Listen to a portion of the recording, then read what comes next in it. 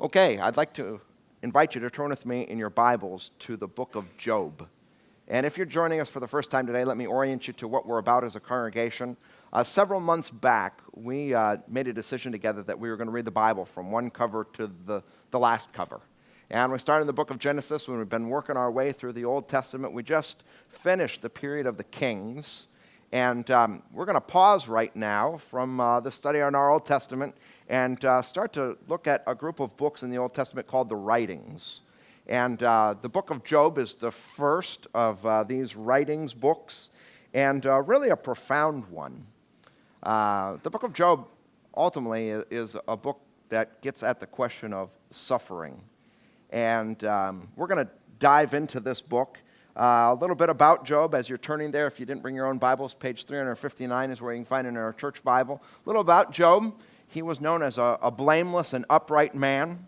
He was plunged into very, very tragic suffering. His riches, his family members, his health is finally all taken away. He goes through this period of just tremendous pain and suffering. And this book, I think it's part of the writings. It's like a long, epic poem. And really, if you begin to dig into it, covers this whole topic of suffering in a way that, frankly, I don't know that any other book that's ever been written does. It's theologically and philosophically rigorous. It's a place you can stand on if you really want to dig into the kind of philosophical questions behind suffering. You can dig in. It's emotionally satisfying. It's spiritually enriching. It's really a tremendous book. In fact, in a way, I feel it almost a disservice to try and cover this just epic book in a very short amount of time, but I'm going to do my best. We've made an agreement as a congregation. Everyone's reading throughout the week, and so part of what's happening is you're digging in yourself, and hopefully what we talk about here today, which gets at those broad themes, will become a jumping off point for you to explore some of the themes that we talk about as we look at the book of Job. As a way of getting into it, I want to just read from the first chapter. I'm going to begin at verse 6, and I'm going to read through the end of the chapter. I remind you, Job was a blameless man who was incredibly blessed by God with tremendous riches, both family and material riches. And this is a story of what happens in his life that sets up this epic poem and writing about suffering before the face of God. So, beginning in verse 6. One day the angels came to present themselves before the Lord, and Satan also came with them. The Lord said to Satan, "Where have you come from?" Satan answered the Lord, "From roaming through the earth and going back and forth in it." Then the Lord said to Satan, "Have you considered my servant Job?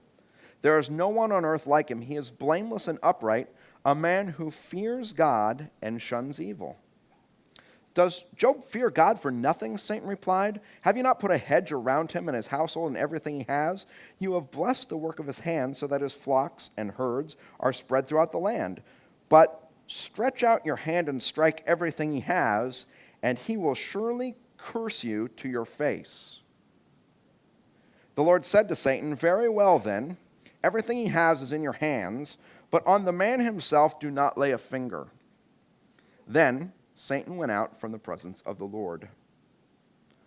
Now, one day, when Job's sons and daughters were feasting and drinking wine at the oldest brother's house, a messenger came to Job and said, "The oxen were plowing and the donkeys were grazing nearby, and the Sabeans attacked and carried them off. They put the servants to the sword, and I'm the only one who has escaped to tell you."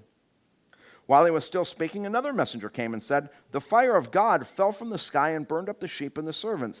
I am the only one who has escaped to tell you." While he was still speaking, another messenger came and said, "The Chaldeans formed 3 raiding parties and swept down on your camels and carried them off. They put the servants to the sword, and I am the only one who escaped to tell you." While he was still speaking, yet another messenger came and said, "Your sons and daughters were feasting and drinking wine at the older brother's house, when suddenly a mighty wind swept in from the desert and struck the 4 corners of the house. It collapsed on them, and they are dead. I am the only one who has escaped to tell you." And at this, Job got up and tore his robe and shaved his head. Then he fell to the ground in worship and said, "Naked I came from my mother's womb, and naked I will depart. The Lord gave, and the Lord has taken away. May the name of the Lord be praised. In all this, Job did not sin by charging God with wrongdoing. So, wow.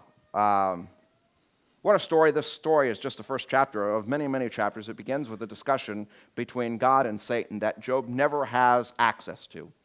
Throughout this entire book, he never knows why his suffering hit. When we suffer, we always have that one big question: why? Why me? Why this? Why now? Why them? We want to know. This conversation happens between God and Satan. Job, the entire book, never has access to why he suffered. Satan, he accuses Job. He says, listen, you think Job loves you? He doesn't love you. He only loves all the benefits he's getting from you, the things that you give him. You've put this hedge of protection around him. You've blessed him with all these things. He doesn't love you. He just loves the things he's getting from you. And God says, oh, yeah? He says, yeah. And he says, Satan says, if you take those things away, he'll curse you to his face. And God says, okay, very well. Then go and take those things. Or you can do this, but not this. And Satan goes out, and we hear the story now from Job's perspective. One day, he's there just minding his own business when a messenger arrives, and while that messenger is speaking, another messenger arrives with bad news. While that messenger is speaking, still another messenger arrives with bad news. And finally, a messenger arrives with the bad news that his kids, everything he has, his wealth, his prosperity, his resources, his relationships, in one day, gone. And he's plunged into just terrible, terrible suffering. And this book, it just works out over time in a kind of philosophical way, and in an emotional way, in a spiritual way, all the issues that are there when suffering arises. And so for just centuries on end, those who have gone through suffering, and we all will, by the way, I mean, death, disease, disappointments, we're all going to face suffering at some point. When the things we hold dear are taken away, those who have suffered have found that this book has some profound things to say. I wish we had more time. We're just going through the Bible so fast. I'm going to try, in just a short period of time, to tease out what I think are some of the main themes that arise from this chapter in the entire book. And we'll just take some time, and hopefully, as you read this book yourself, you'll have some opportunity to really reflect on some of the things we talk about. First issue. This book, the book of Job, resists oversimplifying suffering, which I think is profound. I think for the most part we have this human impulse. We want answers, and we want them now. And so when we go through things, and when we cry out, why God, why me, why this, why now, we'd finally like to just boil it down, package it up, and have something that we can write in one sentence. Not this book. I mean, this book is epic. It kind of mulls over these issues. And already from the first chapter, you can see that this whole issue of suffering and evil, why is there evil in a world the good God created? There's no easy answers, no pat answers, and this book resists oversimplifying. On the one hand, and this is really key, this book goes out of its way to show that God is not the author of sin. You cannot blame God for the bad things that are happening. It's interesting how it does so narratively in this opening chapter. It's Satan who comes, who has this idea to curse Job and take these things away. That was never God's idea. Satan brings the idea up. And finally, it's Satan himself who goes out from the presence of God and causes these things to happen. You see that God's there, but he himself is not the one inflicting the injury, inflicting the wounds, inflicting the pain. And so this book, I think it does what the rest of the Bible does. It makes very, very clear that God is not the author of evil and sin. You cannot point your finger at him and blame him. This bad thing happened, and God, it's your fault. This book goes out of its way. You cannot do that. It is not God's fault. You cannot blame him. At the same time, it goes out of its way to say, listen, God is totally in control. You cannot conclude from the fact that God's not the author of evil, he's not the cause of evil, he created this world good, he did not intend evil and sin to come into it. At the same time, as you say that, you cannot say to yourself, well then, it must be Satan's world now.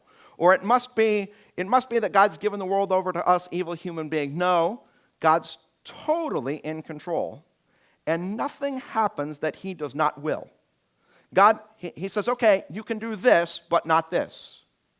You can harm him this way, but not this way. He sets the parameters. He allows, he permits, he wills the suffering in a way that he's totally in control. And you can see this here. I mean, Satan, he's not in control. It's not like he has the upper hand. He has to ask God, and he can only do what God permits him to do. And listen, those two facts are set there in the Bible. And many of us would like to just oversimplify things and say, well, it's this or it's this. And to a certain extent, you've got to just live with that tension. God's not the one to blame. He's not the author of sin. That is a result of the free actions of moral creatures like Satan, like us. But at the same time, God's totally in control. He wills and permits what can and cannot be done. He sets the parameters around which he permits evil to happen. And we as human beings, we'd like to just choose one of those things, but no, you cannot oversimplify. Okay, now that I've said that, there is one hint that we get here, and I think it's an important one. When we ask this question, why would God allow, why would he will, why would he permit suffering, like the kind of suffering we're reading about here? There is this one hint we get, and the hint is this, that apparently God permits and allows suffering only so much, he gives Satan only so much rope that he finally hangs himself. In other words, he allows evil to become its own doing. Here's what I mean by that. What is Satan's accusation to God? What is it? It's that Job doesn't really love God. He only loves what God gives him. He only loves the benefits he gets from. That's the accusation. God, you think Job loves you? No. In some ways, I mean, this song, what's love got to do with it? That's like Satan's theme song to God. You know, you think he loves you, but no, it's not love. He just likes your stuff. You take that stuff away, and he'll curse you to your face. That's Satan's accusation, and so God permits Satan to go out and take everything away. And where are we when we get to the end of this chapter? What has happened? The character of Job's love is now finally on display. Has he loved God for what God can give him? No. He ends by saying, well, look, I came to this world naked. I'm going to depart naked. The Lord gives, the Lord takes away. I still, despite everything's taken away, I still praise the name of the Lord. And verse 22 says, Job did not sin by charging God with wrongdoing.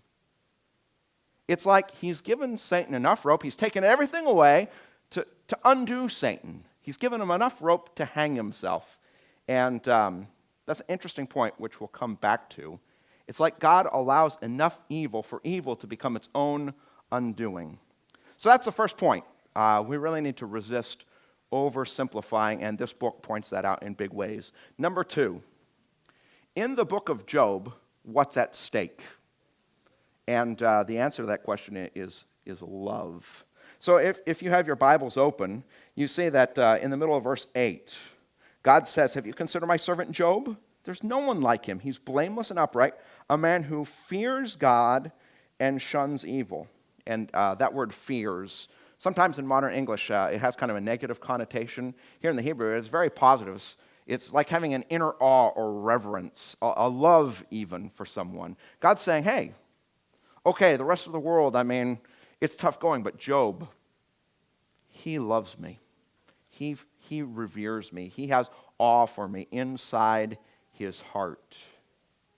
And Satan says, no, you've got it all wrong. He doesn't love you. What's love got to do with it? He just wants what he wants. It's all about him, not about you. He likes the stuff. He likes his life. And so the major question in this book is a question of love. And can we just give the devil his due? apparently he knows some things about what's in the human heart. Surely this must have happened to you at some point in your life. You've had a person who appeared to befriend you. They were very nice to you. They kind of saddled up next to you, only to find out at some point, man, they're being so nice, they wanted something from you. And when you did not give it to them, they were gone. Right? I mean, surely you've had that happen to you, haven't you? I mean, kind of in the business world, we call it networking, okay? I mean, I'm looking for something from somebody. And, ladies here, hasn't it been the case that at some time you've been approached by a man and he acted so nice and put you up on a pedestal, but when you didn't give him what he wanted, he was... By the way, it's not just men, okay? But haven't you had that happen? And how do you feel when someone does that to you, when they're trying to manipulate and get something out of you? How does it make you feel? It's dehumanizing, right? And I would say it's not only dehumanizing for the victim, but also for the perpetrator. And let's not just pretend that it's only happened to us, and thank goodness I've never done that to anyone else. I mean, it's dehumanizing. When we look at people for what we can get out of them, we don't look at them for who they are. We don't love them for who they are. We treat them well just because we believe that we're going to... It dehumanizes us. We become a manipulator. In fact, we become like Satan himself. And I would just say that, okay, here's the rub now. I want you to ask yourself a question about your own heart. Do you love God for God? Or do you love God for the things he'll give you? Many of you, as you're asking that question of yourself, you'll realize, you'll struggle to say. I'll tell you what would help you answer that question. Suffering. As hard as it is to say, what would help you answer that? Do you love God for the things you have in this life, or do you love God for God? Here's how you know. What is suffering? It's when the things we value get taken away, right? We have a relationship and we lose it. We have things and we lose it. That's when we suffer. And when those things are taken away, we'll find out, were they ultimately the source of my joy? Because if they are, I'll be inconsolable. But if, on the other hand, God is rightly the source of my joy, those things might be taken away. I'll actually find myself driven deeper into God. And, as difficult as this is to say, I think it's part of the book of Job, suffering kind of brings to light what the convictions and loves of our heart is. Do we love God for God? Or do we just love God for what we get out of him? And as a corollary, it's interesting that Job never knows why he suffers. He never finds out. Right to the very end, he never has access to the knowledge. And I think that some of us, we may say things when we suffer, well, if I just knew why I was suffering, in other words, okay, I could bear it to go through this thing right now. If I knew that 5 years from now, I would get this. Right? Some of us, it would help us to know, okay, I'm in the midst of this pain, but I know that 5 years from now, then we'd say, yeah, I can serve God under those terms. But what if you went through something you never knew why? All it would do was just reveal, where is your heart? Is your heart placed on God, or is your heart placed on the things that were just taken away? At any rate, this book, what's at stake, is love. And let me just make one more statement.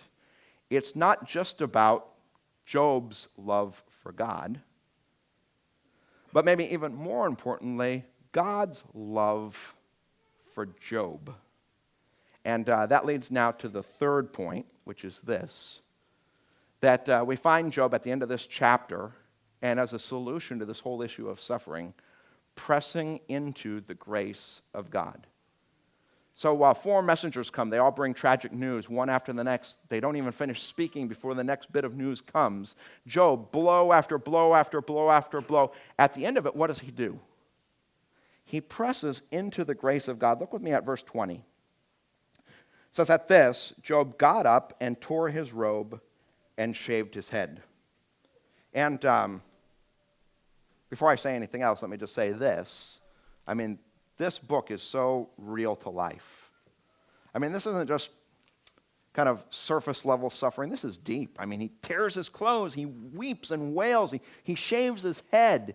Sometimes as Christians, we get this idea that we're supposed to be stoic and just take it. That's not Job.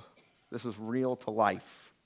Anyway, he falls to the ground in worship and he says, "Naked I came into my mother's womb, naked I will depart. The Lord gives, the Lord takes away. Blessed be the name of the Lord." In other words, he has this understanding, look, it's all about grace. The relationships I have, the things I own. It's not that I worked hard for them, I earned them, they're mine, I deserve them. His attitude is this: it's a gift of God. It's grace. I don't deserve these things. He gave them to me. And I had them for a time. Now he decides to take them away. It's okay. I still have God. He's still with me. These things, they were great. I appreciated them, but they're not mine. They're his. And he can give them. He can take them away. I don't see myself as earning things myself. Everything in life, all the gift of God, all the grace of God. Does that make sense? So that's his attitude. As he suffers, he presses into the grace of God. And as we get to the end of this first chapter, you'd say, wow, good job, Job. I mean, you did it. And by the way, he has. I mean, he's famous for being a sufferer, someone that we draw hope and strength from even to this very day, where millions of people around the world, they still study his. I mean, he's well known because of how well he did. But as you continue reading, you'll find out, I mean, even he didn't suffer perfectly. Even he began to question God. And again, it wasn't so much about his love for God, but God's love for him, because even as we get to the end of the book, God's still there. And when he addresses Job, he says, listen, Job, were you there when I formed the mountains? Were you there when I stretched out the sky? I was there. Were you there up in the mountains where the bird takes? I'm there. And I'm right here with you in your suffering as well. And now that I've made that observation, let me say this. The book of Job is ultimately a story that's contained in a bigger story. Let me talk about that bigger story, and you just see if some of this starts to find some resonance. There was a innocent, blameless man who had riches taken away from him. Sounds like the book of Job, right? But it's also the story of who? Jesus, right? Never sinned, not even once. Job had riches, but they were just relative. Jesus had riches, the riches of the glories of heaven. He was born where? Poor in a manger with nothing. He came to do what? Suffer. There is a more true Job. This story points beyond itself. There is a better Job, and this man, Jesus, he suffered right to the very end, dying naked on a cross. Let me come back to something I said earlier. And Christians have really found that this is the key. When it comes to suffering, this is where the hope lies. So I said earlier, it appears there's a hint here. God does something. He gives evil only enough rope that it'll finally hang itself. Evil becomes its own undoing. I want to remind you of the story of Jesus. In the story of Jesus' life, every evil, every indignity, every terrible thing that can be done to a person was done to Jesus, right?